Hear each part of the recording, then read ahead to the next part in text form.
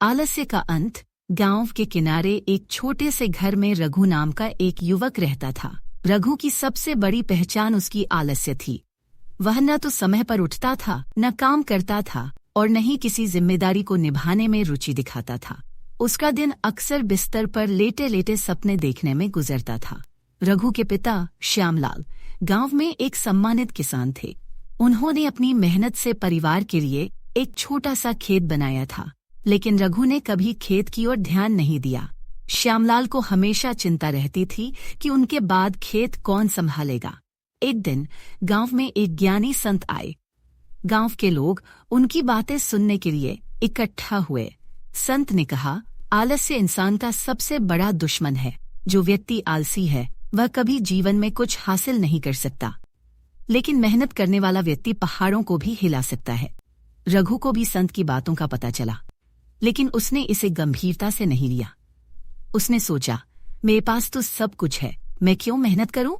कुछ दिनों बाद श्यामलाल बीमार पड़ गए। उन्होंने रघु को बुलाया और कहा, गया है कि तुम खेत की जिम्मेदारी संभालो। अगर तुमने ऐसा नहीं किया तो हमारा खेत बर्बाद हो जाएगा। रघु ने पहले तो यह बात अनसुनी की, लेकिन जब गांव वालों ने उसकी लापरवाही के बारे में बातें करनी शुरू की तो उसे थोड़ी शर्म आई।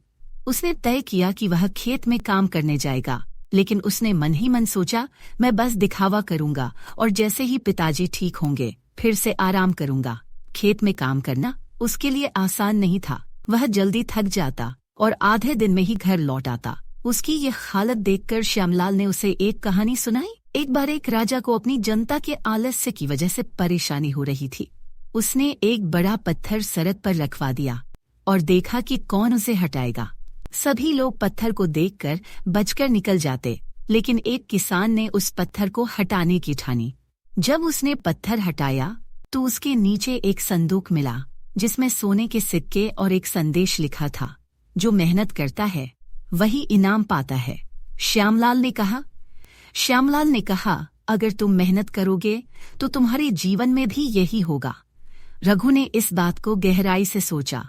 उसने धीरे धीरे खेत में समय बिताना शुरू किया। पहले दिन वह केवल 1 घंटे तक काम करता, फिर धीरे धीरे समय बढ़ाने लगा। कुछ ही हफ्तों में वह खेत का पूरा काम संभालने लगा। खेत में काम करते हुए रघु को समझ में आया कि मेहनत केवल शरीर को नहीं, मन को भी मजबूत बनाती है। उसने देखा कि खेत में हर दिन पौधे बढ़ रहे थे और इसके साथ ही उसकी आत्मा में भी एक नक्शोर्जा भर रही थी। कुछ वर्षों बाद रघु गांव के सबसे मेहनती किसानों में से एक बन गया। उसने अपनी आलस्य को पूरी तरह त्याग दिया था। अब वह खुद दूसरों को प्रेरित करता था। एक दिन वही संत फिर से गांव आए। रघु ने उनके चरणों में झुककर कहा, आपकी एक बात ने मेरी पूरी जिंदगी बदल दी। आलस्य ने मुझे जकड़ रखा था, लेकिन अब मैं जानता हूँ कि मेहनत ही सच्चा सुख है। संत मुस्कुराए और बोले, याद रखो, मेहनत केवल सफलता का ही नहीं, आत्मा की शांति का भी रास्ता है। रघु की कहानी गांव वालों के लिए एक मिसाल बन गई। उसने साबित कर दिया कि अगर इंसान आलस्य छोड़ दे तो वह असंभव को भी संभव कर सकता है। गया से रघु की मेहनत और लगन ने न केवल उसे एक कुशल किसान बनाया, बल्कि पूरे गांव को प्रेरित किया। उसका खेत अब गांव का सबसे उपजाऊ खेत बन चुका था। फसलें इतनी अच्छी होती कि आसपास के गांवों से भी लोग उसकी फसल खरीदने आते। लेकिन रघु का सफर यहाँ खत्म नहीं हुआ था। एक दिन गांव के सरपंच ने रघु को बुलाया और कहा, तुमने अपने खेत को लेकिन अब हमें तुम्हारी मदद की जरूरत है। गांव का पुराना तालाब सूख रहा है। अगर इसे सही समय पर ठीक नहीं किया गया तो हमारी फसलें बर्बाद हो जाएंगी। रघु ने चुनौती स्वीकार की। उसने सोचा कि जैसे उसने अपने खेत को सुधारने के लिए मेहनत की, वैसे ही वह इस तालाब को भी ठीक करेगा। उसने गांव वालों से मदद मांगी, लेकिन कई लोगों ने आलस्य और अनिच्छा के कारण मना कर दिया। रघु ने ठान लिया कि चाहे कोई साथ दे या न दे, वह अपने प्रयास जारी रखेगा। उसने अकेले ही तालाब की सफाई शुरू की।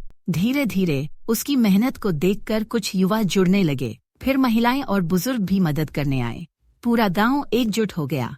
कुछ ही महीनों में तालाब फिर से भर गया। बारिश के पानी को रोकने के लिए रघु ने गांव वालों के साथ मिलकर बांध बनाया। अब पूरे गांव में पानी की समस्या खत्म हो गई। फसलें पहले से बेहतर होने लगीं। और गांव में खुशहाली लौट आई। गांव वालों ने एक सभा बुलाई और रघु को सम्मानित किया। सरपंच ने कहा, रघु ने हमें सिखाया है कि अगर हम आलस्य छोड़कर एक साथ मेहनत करें तो कोई भी समस्या बड़ी नहीं होती। तालाब के पुनर्निर्माण के बाद रघु ने एक और बड़ा कदम उठाने का फैसला किया। उसने गांव में एक शिक्षण केंद्र खोलने की योजना बनाई, जहां बच्चों को पढ़ाई के साथ साथ जीवन के मूल्य भी सिखाए जाएं। उसने कहा, अगर हम बच्चों को बचपन से ही मेहनत और ईमानदारी का महत्व सिखाएंगे तो वे कभी आलसी नहीं बनेंगे। रघु ने अपने खेत से कमाई का बड़ा हिस्सा इस शिक्षण केंद्र में लगा दिया।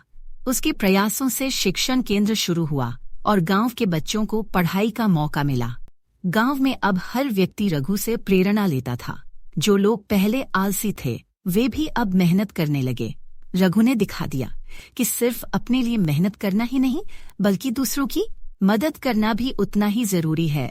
रघु का जीवन अब सिर्फ एक किसान का नहीं बल्कि एक प्रेरणा स्रोत का बन चुका था।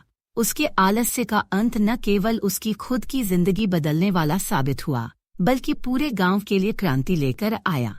सालों बाद जब रघु बूढ़ा हो गया तो उसने अपने बच्चों और गांव वालों को बुलाकर कहा, मेहनत का रास्ता कठिन जरूर है लेकिन यही रास्ता तुम्हें याद रखो, आलस्य से केवल बर्बादी होती है। अगर मैं बदल सकता हूँ तो कोई भी बदल सकता है। गांव वालों ने रघु को अपनी प्रेरणा के रूप में मान लिया। उसका नाम अब सिर्फ गांव में ही नहीं बल्कि आसपास के इलाकों में भी प्रसिद्ध हो गया। रघु की कहानी हमें सिखाती है कि आलस्य एक बीमारी है जिसे मेहनत की दवा से ठीक किया जा सकता है। जीवन में चाहे कितनी भी बाधाएं क्यों न आएं, अगर इंसान ठान ले तो वह कुछ भी हासिल कर सकता है।